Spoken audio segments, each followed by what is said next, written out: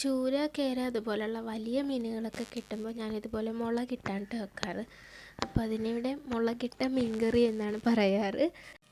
അപ്പോൾ ഇവിടെ ഞാൻ എടുത്തിട്ടുള്ളത് കേര മീനാണ് കേട്ടോ. കേര മീൻ ഇതുപോലെ കഷ്ണങ്ങളായിട്ട് വാങ്ങിച്ചതാണ് കേട്ടോ.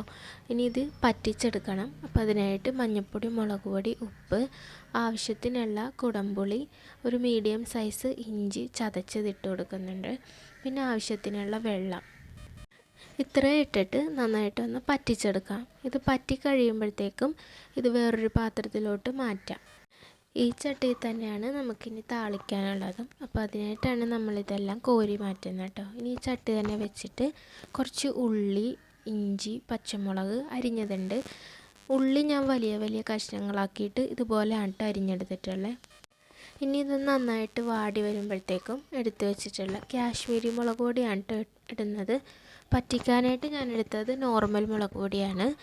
ഇപ്പം ഞാൻ ഇടുന്നത് കാശ്മീരി ചില്ലി പൗഡറാണ് കേട്ടോ. പിന്നെ കുറച്ച് മഞ്ഞൾപ്പൊടി, കുറച്ച് മല്ലിപ്പൊടി എടുത്തിട്ടുണ്ട്.